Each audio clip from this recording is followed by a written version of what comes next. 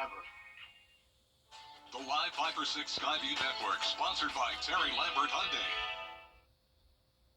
We had a very cold morning overall, a pretty cool start to the work week, but as we go into the rest of this week, we'll warm up each day, eventually making it to the 70-degree mark.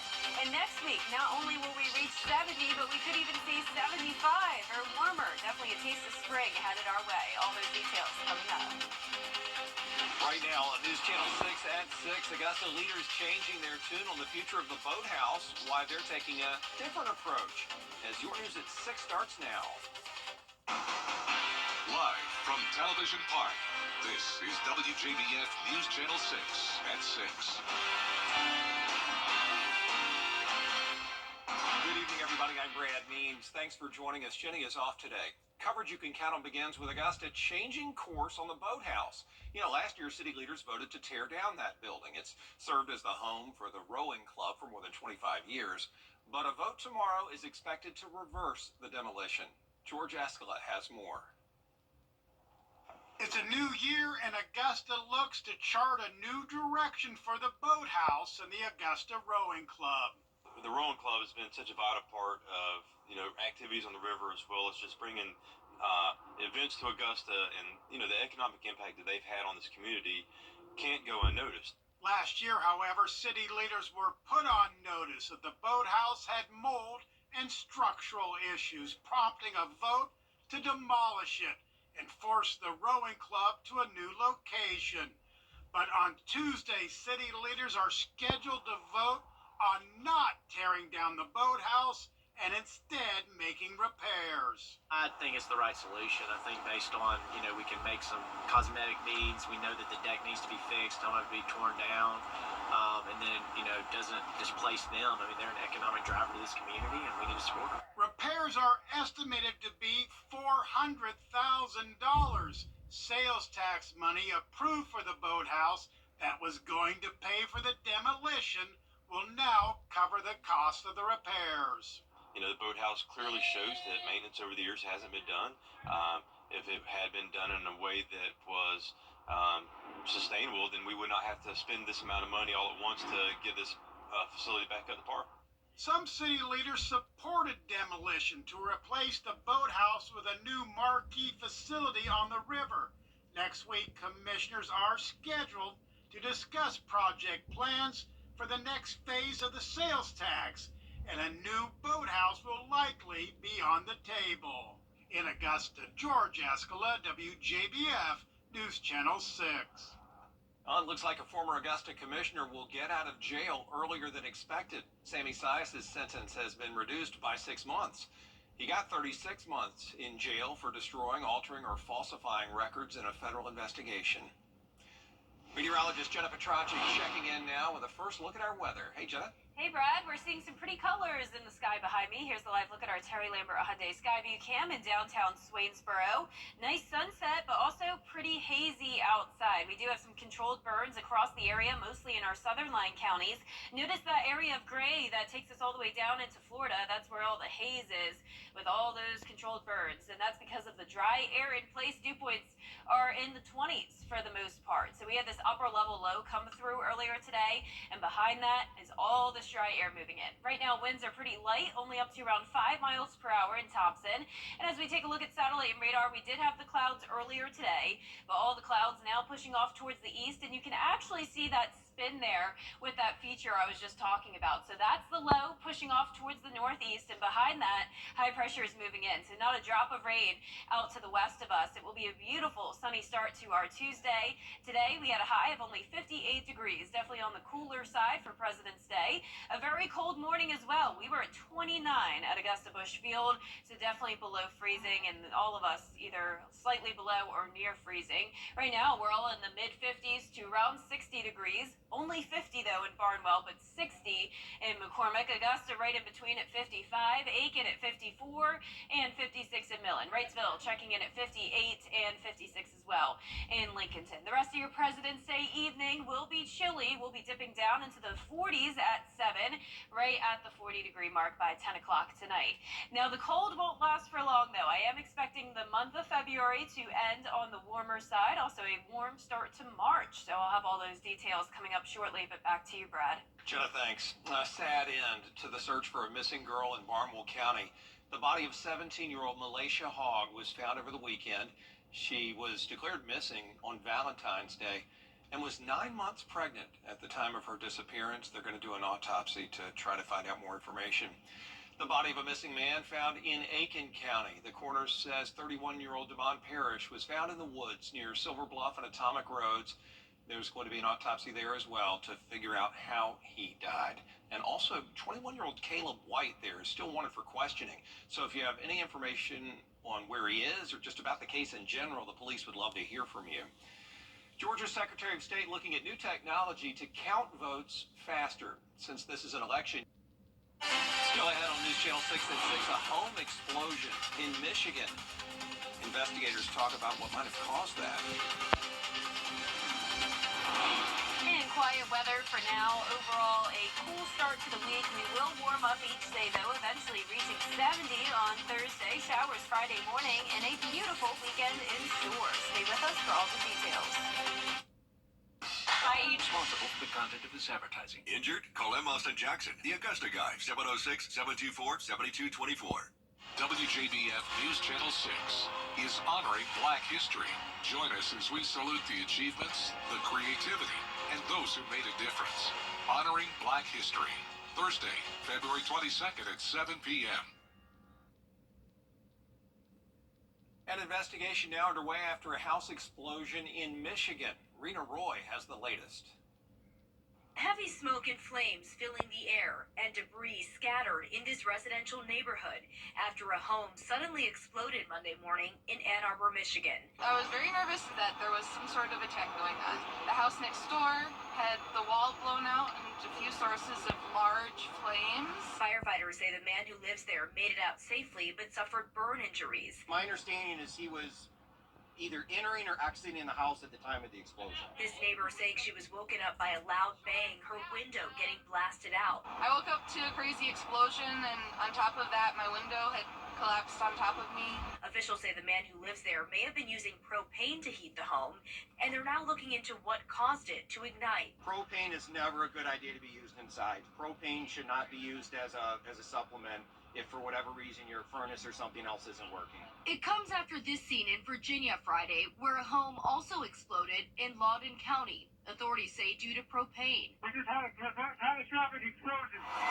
Firefighters responding to a 911 call about a gas smell, encountering what they say was a 500-gallon underground propane tank with a leak. We thought it'd been lightning or an earthquake. It was just an incredible boom. Whole house shook. Volunteer firefighter Trevor Brown, a 45-year-old married father of 3, killed. 10 other firefighters were rushed to the hospital in that explosion. The 2 people who lived at the home escaped with minor injuries.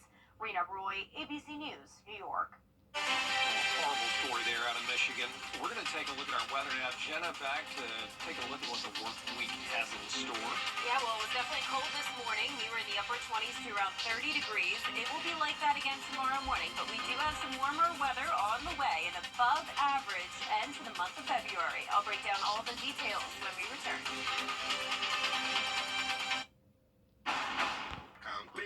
With high inflation and high cost of living, it may not be the right time for you to buy a car.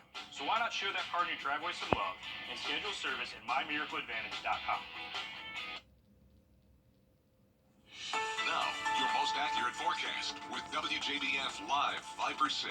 Happy President's Day. I hope you're enjoying the long weekend. It was definitely a mostly dry day, very cold this morning, and some of our southern line counties south of I-20 did pick up a trace amount of rainfall. So we had this upper level low come through earlier today. So I want to take us through a radar loop starting at 4 a.m. this morning.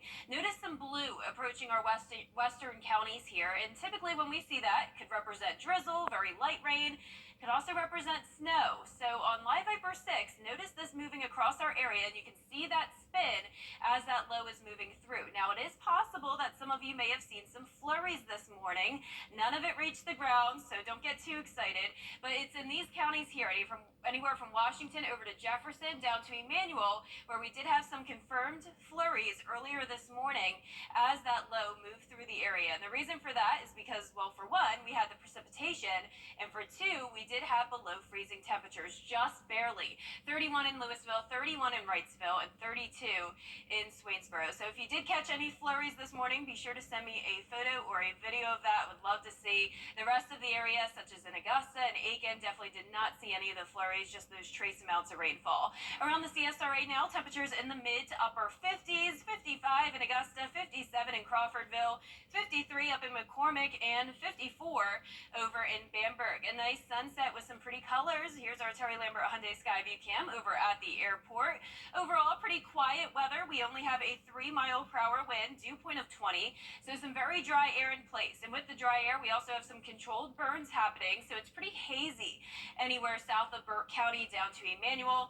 So there is some smoke all the way throughout southern Georgia down to Florida. There's the last of the cloud cover, though, exiting our area. Showers off the coast as that low exits. And you can see that spin there once again on our water vapor loop with all the dry air on the back side of it. So tomorrow, a dry day. We will see a few clouds moving in by the afternoon. A little bit warmer than today, making it into the low 60s. We will warm up each day, 70 by Friday, and with the warmer temperatures, we'll also see a few showers. And also, with the warmer temperatures, we have the pollen counts getting much higher, so keep that in mind if you suffer from allergies. Medium levels of pollen Wednesday through Friday. So not much help when it comes to the rain with the pollen. Notice high pressure will be in control. We'll have another disturbance come through tomorrow afternoon, possibly a few brief showers. No flurries tomorrow, though. And then as we go throughout the afternoon and evening, clearing back out, a clear start to Wednesday morning with no rain until Friday. But on Friday morning, we will have a cold front come through, bringing a few light showers, but overall won't amount to much rain. Lows tonight in the upper 20s to low 30s, highs tomorrow in the upper 50s to low 60s, and that 10-day forecast showing the mostly sunny conditions, more clouds moving in Thursday night as we get warmer. High of 70 on Friday with that 40% chance of rain in the morning. A beautiful weekend in store, and then next week, definitely a big taste of spring. Our highs will be in the low to mid 70s. And congratulations now to today's umbrella winner. That is Diane Hall from Thompson. You have won a live Viper 6 umbrella you can pick up here at the station and sign up to win yours on WJBF.com. Jenna, thanks a lot. Up next, Augusta's Luke List finishing second at the PGA Tour's Genesis Open. Not a bad payday for Luke. And the playoff brackets are set as the state basketball playoffs get underway in Georgia in sports. For over 20 JBF News Channel 6, honoring Black history.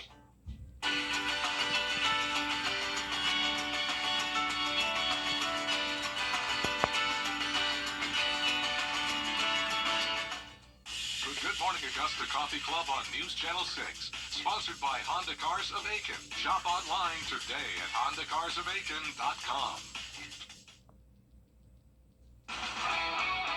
WJBF sports coverage you can count on.